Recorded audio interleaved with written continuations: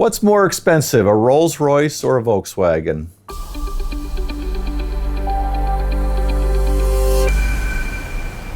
Obviously, everybody watching the program knows that a Rolls Royce costs a lot more than a Volkswagen, but I'll tell you what I've been thinking about. I've been thinking about sustainability, I've been thinking about cars, I've been thinking about how much over your lifetime you'll invest in cars, and trying to work out, look at the numbers, whether a Rolls Royce, if you bought one and held it for 30 years, would be cheaper than, saying, owning 7 or 8 cars over those 30 years.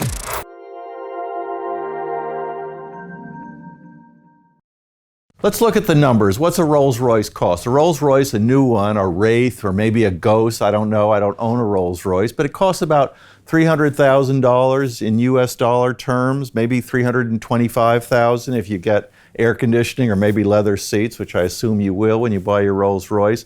And a Volkswagen, what does a Volkswagen cost? A Volkswagen costs about $22,000.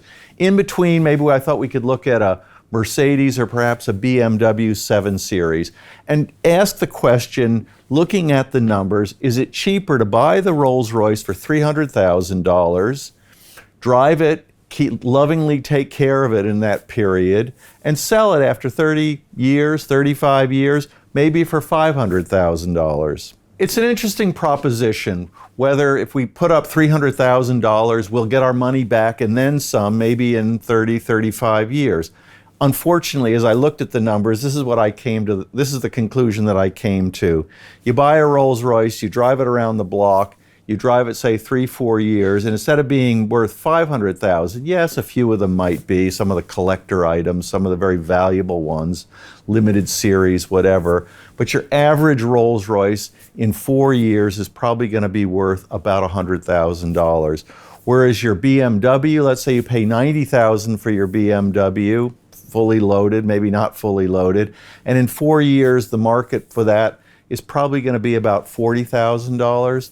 So depreciation is a real expense when it comes to cars. And for the Volkswagen, it's a real expense too, except it's just a lower number. So what do the numbers tell us? The numbers tell us that the cost of operating your Rolls Royce, your Wraith, maybe your Ghost, is about $3 a mile. That's very expensive.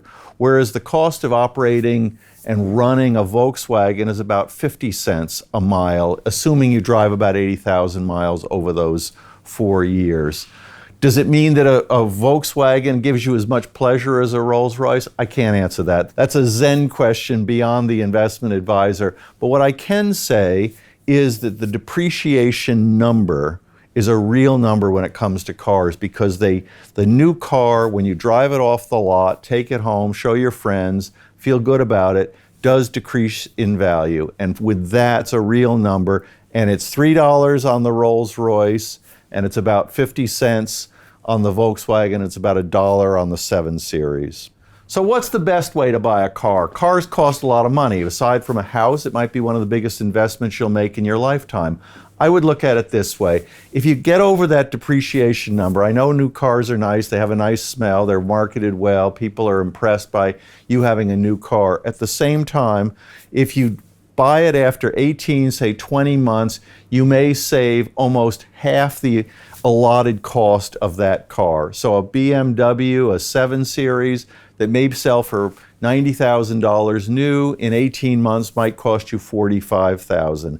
The Volkswagen for $21,000, $22,000 might sell for $11,000. And the Rolls Royce, yes, even that Rolls Royce depreciates most heavily of all. In 4 years, the estimates are it's worth $100,000. I'm going to say a new Rolls Royce, maybe in 4 years, is about $180,000, $200,000. So you get a big discount for waiting those 18 months. All this goes to tell us that yes, Rolls Royces cost a lot of money. They also can cost you a lot of money in terms of operating. And so while yes, it's a tempting idea to think if you buy a Rolls Royce and it'll appreciate over your lifetime and you only need to own one car during that time, the reality says this: if you're buying a new car, you're buying any car, a used car, and the magic moment to buy a car sadly, isn't the new car. It's 18 months into the life of the car.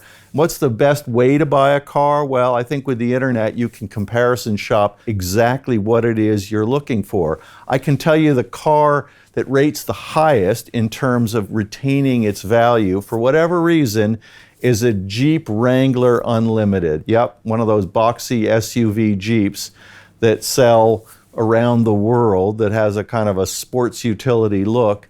That has the lowest depreciation ranking among cars. Is it much fun to drive as a Rolls Royce? Probably not. Does it hold its value? It probably does. That's all the time we have today on The Investment Advisor. I'm your host, Matthew Stevenson, in partnership with Dukascopy TV. Remember, money can take care of you. It cannot take care of itself.